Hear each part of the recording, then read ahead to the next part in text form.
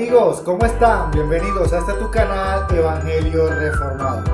Mi nombre es Nelson González y te invito a que nos acompañes en esta nueva serie usando bien la palabra de verdad.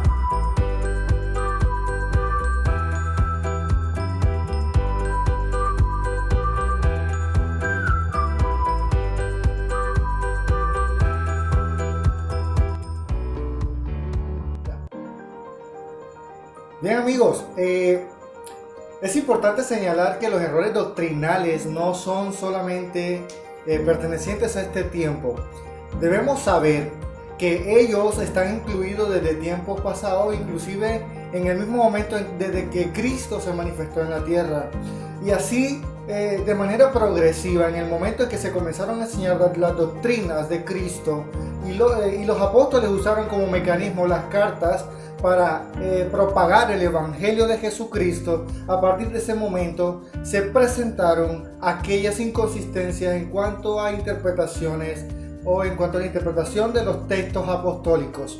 Y así, desde el siglo I hasta hoy en día, se han presentado estos errores de interpretaciones de acuerdo a los textos de los manuscritos originales.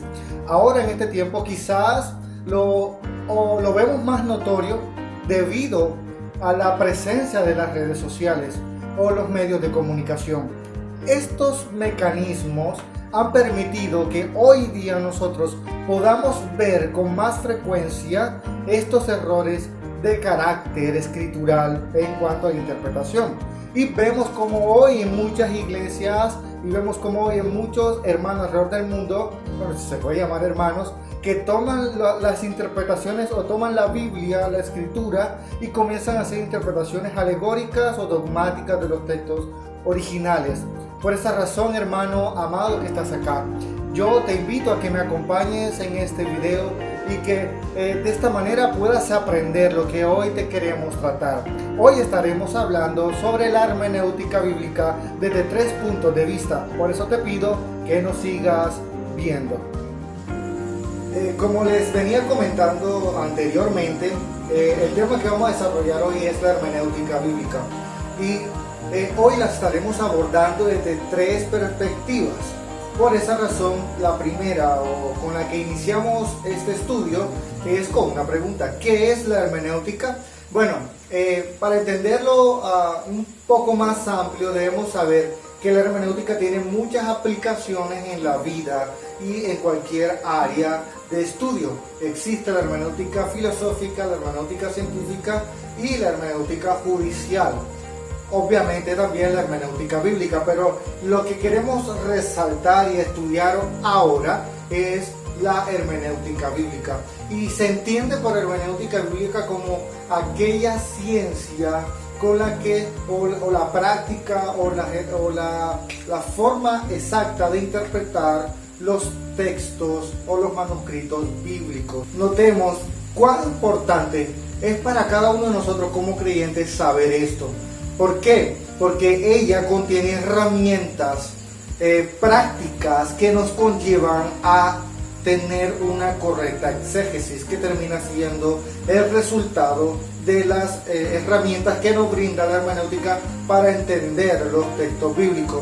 Por esa razón te invito a que nos acompañes al siguiente punto. Bien, el segundo punto que vamos a hablar es la objetividad de las Sagradas Escrituras. Y tenemos que partir de la idea de que la revelación especial en sí misma tiene un contenido objetivo. En pocas palabras, Dios transmitió los textos bíblicos de forma que nosotros podamos entenderla. Dios en particular no te va a dar algo a ti para que tú no lo entiendas.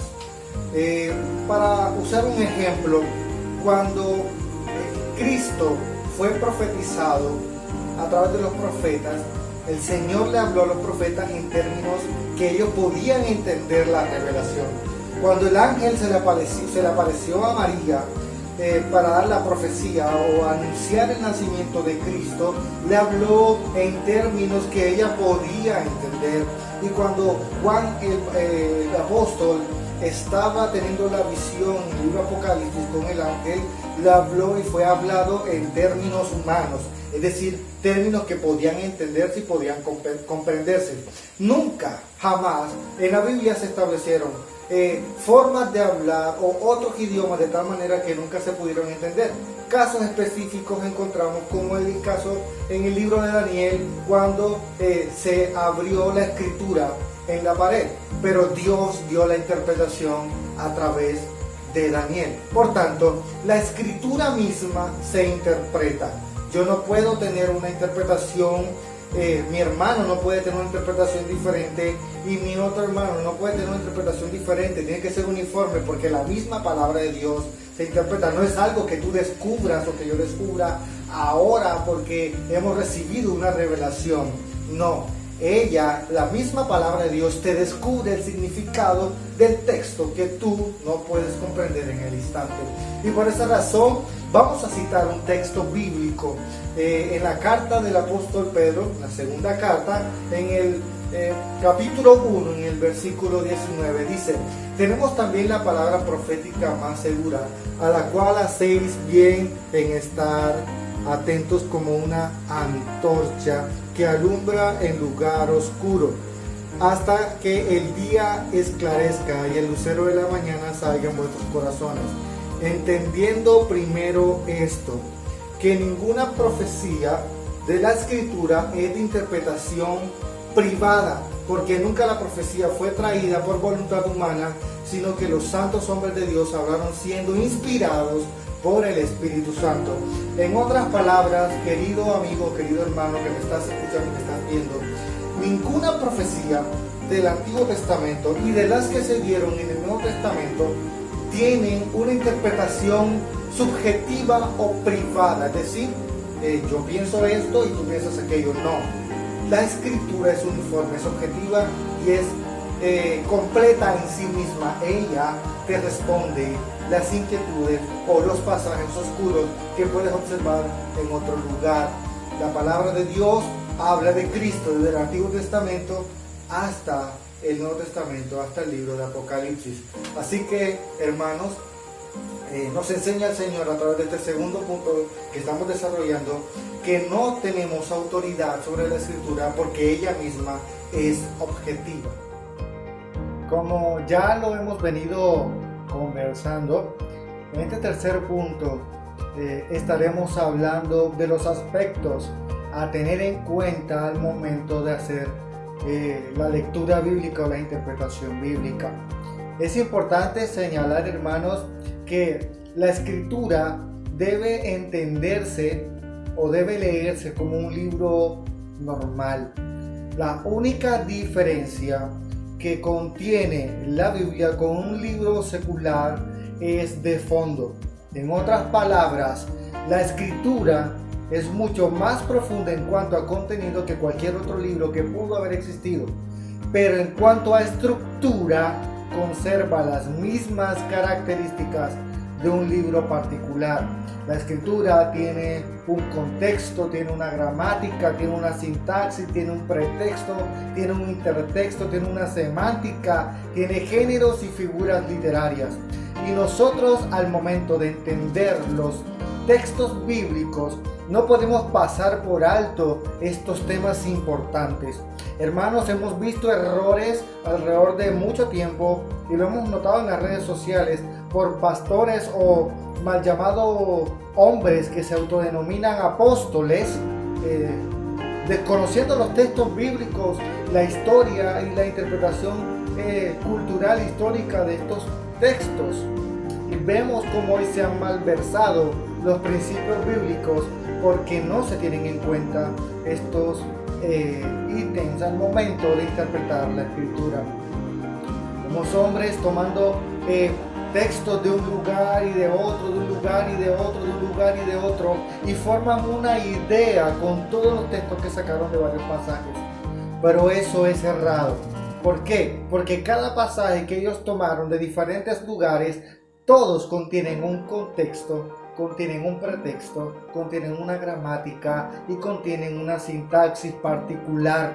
Por esa razón es equivocado tratar de tomar un texto histórico e interpretarlo como un texto profético o como un texto de carácter doctrinal, aunque hayan pasajes históricos que contienen o que hacen referencia a temas totalmente doctrinales.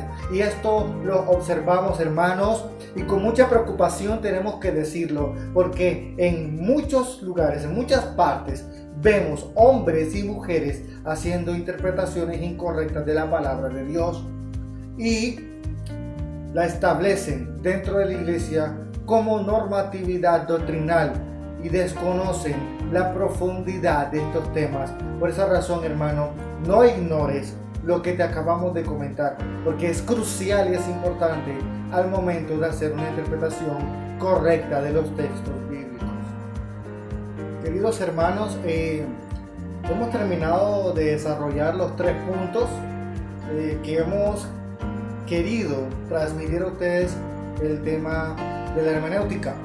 Por esa razón hemos ahora querido explicarles a ustedes un texto como ejemplo para que podamos entender cómo debe interpretarse correctamente un texto bíblico, y por esa razón vamos a utilizar este ejemplo o este texto bíblico que es muy polémico al momento de usarse en cuanto a la práctica, pero es muy completo en cuanto a su contexto y de forma estructural y escritural.